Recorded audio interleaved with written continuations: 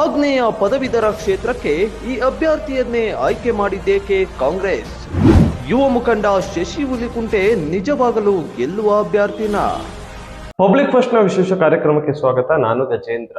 ವೀಕ್ಷಕರೇ, ನನಗೂ ಕೂಡ ಆಶ್ಚರ್ಯ ಆಗಿದೆ, ಕುತೂಹಲ ಆಗಿದೆ. ಯುವ ಮುಖಂಡ ಶಶಿ ಹುಲಿಕುಂಟೆ ಮಠಕ್ಕೆ ಕಾಂಗ್ರೆಸ್ ಟಿಕೆಟ್ ಕೊಟ್ಟು ಆಗ್ನೇಯ ಪದವೀಧರ ಕ್ಷೇತ್ರಕ್ಕೆ ಸ್ಪರ್ಧೆ ಮಾಡೋದಕ್ಕೆ ಅವಕಾಶ ಕೊಟ್ಟಿದ್ ಯಾಕೆ?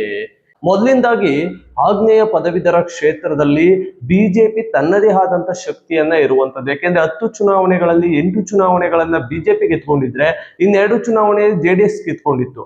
ಆದ್ರೆ ಕಾಂಗ್ರೆಸ್ ಇನ್ನೂ ಕೂಡ ಖಾತೆಯನ್ನೇ ತೆಗೆದಿಲ್ಲ, ಒಂದು ಬಾರಿನೂ ಕೂಡ ಗೆದ್ದೇ ಇಲ್ಲ ಆಗ್ನೇಯ ಪದವೀಧರ ಕ್ಷೇತ್ರದಲ್ಲಿ. ಆದ್ರೆ ಈ ಬಾರಿ ಕೆಪಿಸಿಸಿ ಅಧ್ಯಕ್ಷ ಹಾಗೆ ಉಪಮುಖ್ಯಮಂತ್ರಿ ಡಿ ಕೆ ಶಿವಕುಮಾರ್ ಈ ಒಂದು ಸ್ಥಾನವನ್ನ ನಾವು ಗಳಿಸ್ಕೊಳ್ಳೇಬೇಕು ಅನ್ನುವಂತ ಒಂದು ಪಣವನ್ನ ತೊಟ್ಟಿರೋದ್ರಲ್ಲಿ ಯಾವುದೇ ಅನುಮಾನ ಇಲ್ಲ ಅಂತಾನೆ ಹೇಳ್ಬೋದು. ಅದಕ್ಕಾಗಿ ಶಶಿ ಹುಲಿಕುಂಟೆ ಮಠಕ್ಕೆ ಯಾಕೆ ಟಿಕೆಟ್ ಅನ್ನ ಕೊಟ್ರು? ಇದು ಬಹಳಷ್ಟು ಎಲ್ರಿಗೂ ಇರುವಂತ ಒಂದು ದೊಡ್ಡ ಪ್ರಶ್ನೆ ಅಂತಾನೆ ಹೇಳ್ಬೋದು.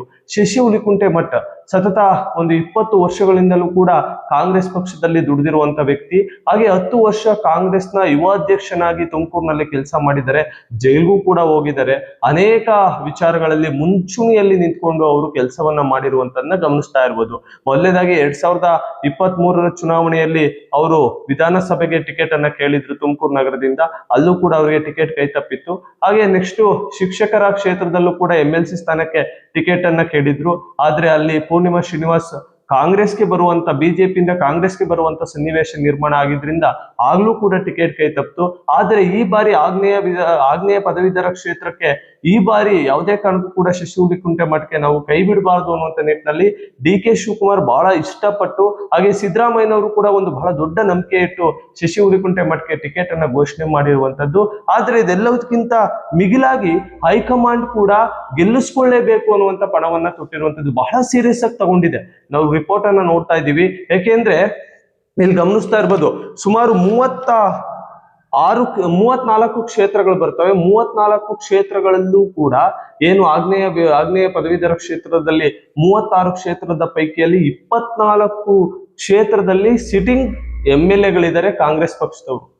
ಇದು ದೊಡ್ಡ ಒಂದು ಬಲ ತುಂಬುತ್ತೆ ಕಾಂಗ್ರೆಸ್ ಪಕ್ಷಕ್ಕೆ ಅಂತಾನೆ ಹೇಳ್ಬೋದು. ಆ 24 ಜನ MLAವರೆಗೂ ಕೂಡ 1 to 1 Siddaramaiah D K Shivakumar ಮಾತನಾಡ್ತಾ ಇದ್ದಾರೆ, ಏನಾದ್ರೂ ಮಾಡಿ ನಮ್ಮ ಕ್ಯಾಂಡಿಡೇಟ್ ನ ಗೆಲ್ಲಿಸ್ಕೊಳ್ಬೇಕು ಅನ್ನುವಂಥದ್ದು. ಆ ಒಂದು ಕ್ಷೇತ್ರದಲ್ಲಿ ಗೆಲ್ಲಿಸ್ಕೊಳ್ಳುವಂಥದ್ದು ಬಹಳ ಪ್ರಾಮುಖ್ಯತೆ ಇದೆ ಅಂತಾನೆ ಹೇಳ್ಬೋದು.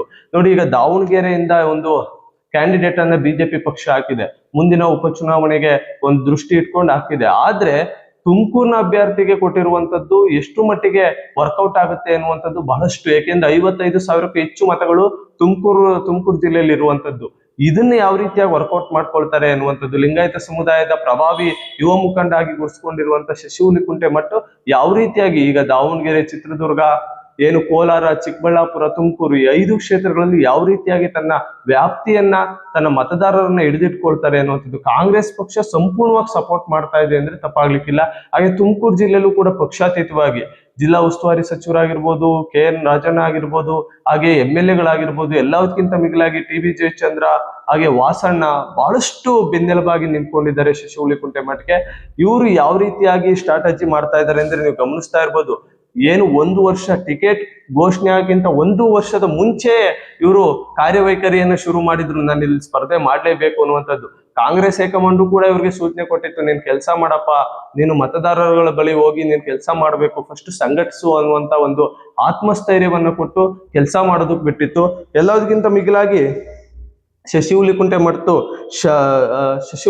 ಮಠ ಅವರ ಫ್ಯಾಮಿಲಿ ಬ್ಯಾಕ್ಗ್ರೌಂಡ್ ಕೂಡ ಅಷ್ಟೇ ಸ್ಟ್ರಾಂಗ್ ಆಗಿರುವಂತದ್ದು. ಶರಣ ಸಾಹಿತ್ಯದ ಘನ ವಿದ್ವಾಂಸರು, ಹಾಗೆ ಪದವಿ ಪುರಸ್ಕೃತರಾದ ಡಾಕ್ಟರ್ ಬಿ ಶಿವಮೂರ್ತಿ ಶಾಸ್ತ್ರಿಗಳ ಮನೆ ತಂದವರು ಶಶಿ ಹುಲಿಕುಂಟೆ ಮಠ.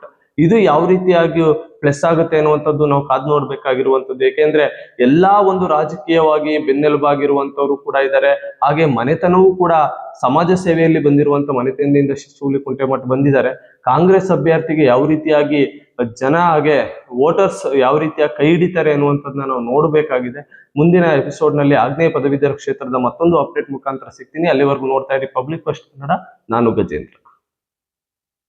ಪಬ್ಲಿಕ್ ಫಸ್ಟ್ ಕನ್ನಡ, ಇದು ಪ್ರಜೆಗಳ ಆಸ್ತಿ.